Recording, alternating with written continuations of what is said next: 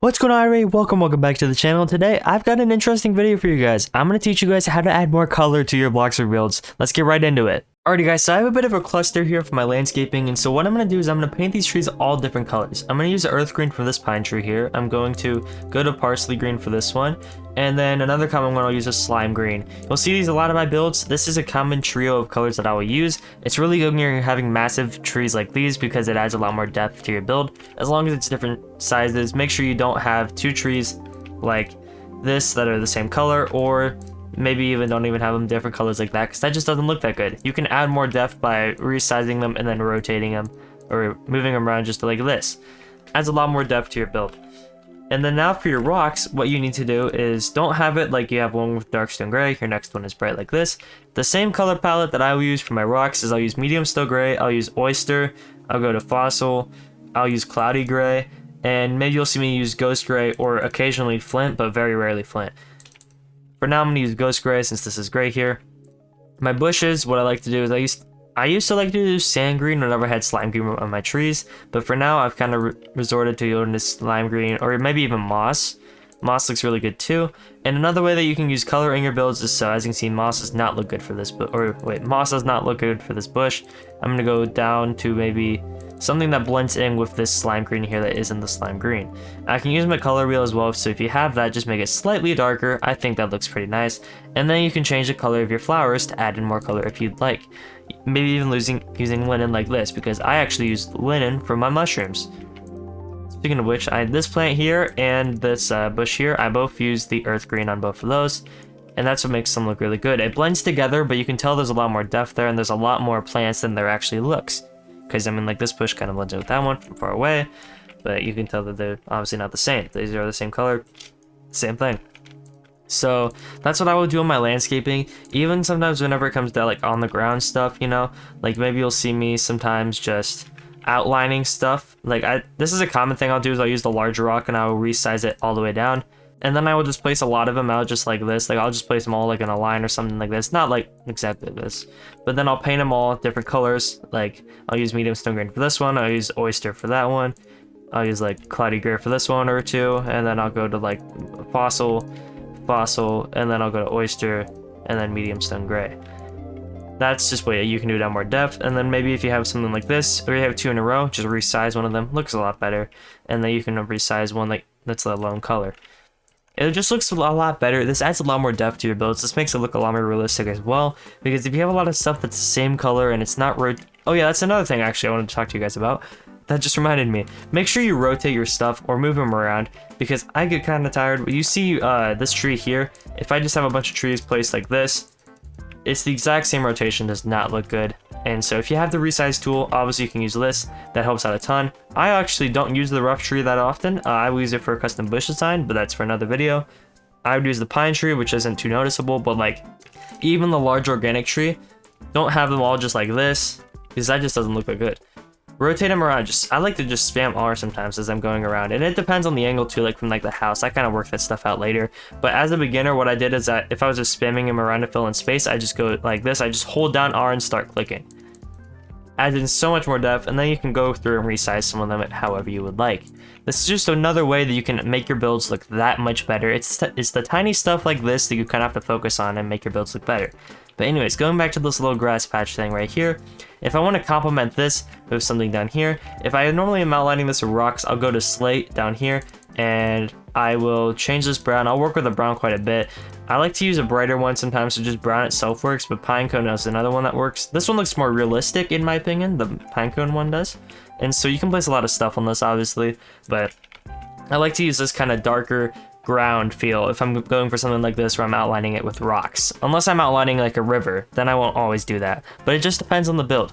And so you can kind of work around with this. Just make sure that you're always adding in different colors, because I kind of get tired when I'm seeing people doing landscapes like this, where it's like, you know, they got all their different trees and whatnot, but it's all just painted the same color. Like everything the same color. Like this is that, it's like, you know, just like why? Like why? I can't tell that there's that much depth there. Like, you know, adding in that much color kind of gives the build more flavor, I guess. I kind of would like a build more if it had, you know, different colors and it's landscaping. You would go through all my builds, maybe for the past like 3 years even. I don't think I've ever made a build where it's all the same color landscaping.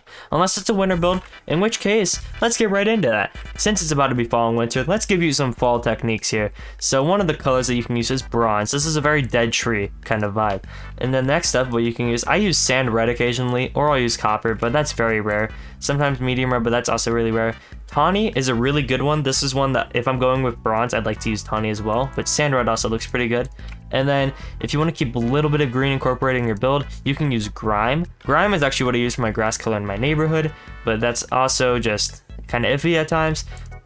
This one is very bright. I would not like to use this one for fall. So you can even go down to orange if you want. Light orange is a perfect color, but you don't want to overuse this color because this color really stands out. So if you want to fit it in perfectly, I would move this in between these two trees actually.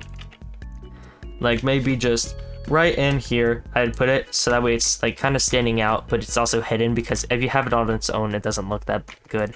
You can go to your color wheel and maybe make it just a tad bit darker like that, which I mean, I think that would look great. And then your bushes, just keep doing the same thing as last time. Just keep rotating them around. Make sure your plants are looking a little bit better than this. And yeah, this looks really good. Honestly, for this bush here, I actually don't use this too often in fall, but what I would do is I would just use the brown color. And then same thing for this one, because these two plants, for some reason, their color schemes are a little bit messed up. I'm not even gonna lie, they're a little bit brighter, so I kind of have to be specific with those kind of plants. I just like to also use the floral lily pad sometimes in fall. This is another big one. Resize it all the way in, scale it all the way up, paint it whatever your grass color is. For this case, we'll just use the brown, and then I'll paint it linen. It looks pretty nice. I like it. Now for winter, this is kind of tricky because people will be like, oh, I want to use institutional white for snow. Perfect. You know what? You want to do that? That's fine by me. Add in some mid-gray, which again, that looks kind of depressing, but you can add an oyster, which is barely noticeable, barely different. You kind of see like sometimes in winter landscapings, there's like almost a little hint of pink. I'm not sure how that's created, but sometimes I will use seashell. And people were like, why is there pink in your landscaping? If you do your research, actually, there is a little bit of pink in winter landscapes. I don't know how it's formed, and so don't get me started on that. But I will use just this kind of color scheme. I'll use institutional white, mid-gray, and the seashell color. These are all personally my favorite colors to use in winter. My most recent build, my Lake Tahoe build, that one I believe used these three colors. And then for your rocks, if you want to make them snowy, just use the snowy rock texture thing, honestly. Like, if you have a bunch of these, I got so many of these because I love these. Not just for winter either, because you can make it look like there's moss on it, which is another big feature. As you can see though, that slime green does not work out very well for it, but like that just looks pretty cool, don't it? I mean, I really like it, but yeah, use the snowy rock. And then my snowy rock color that I use, I'll occasionally use mid-gray, but that looks really dark, so I like to go to lily white, which is I think that's what works with the snowmobile anyways. It's either that or white. I think it's lily white, but yeah, that's just whatever works with the snowmobile, so that's what I use. And then obviously for this, same thing, just use the lily white and concrete. And I can't wait to kind of see what kind of stuff I can come up with this winter. I can't wait to share that with you guys as well. But for fall, I'm going to make some really good landscapes, and I cannot wait to show you guys. Last year, my fall build looked really, really good. I really liked it. And so hopefully you guys are going to like whatever I store up for this fall as well. Also in winter, I do not use this plant. I wouldn't use this plant either. Those are definitely not winter plants. What should we use instead, guys? You can use the bear tree. This is what I use quite a bit. I would add in some like structural stuff occasionally. Like I'll add in like stuff to make it look like there's snow hanging off the edge, but I won't ever add in like plants to this bear tree because I kind of like to feel like that's a dead tree vibe without using the actual dead tree. I never thought the dead tree actually looked that good. I mean, I used it a while ago because, you know, we didn't really have any other bear trees, but now that we have this, I mean, that's perfect. This is a perfect tree. Anyways, guys, that's going to be it for this video. Hopefully you guys did enjoy it. If I helped you at all, please make sure to leave a like and subscribe, and I'll see you guys in my next video. Goodbye, everybody.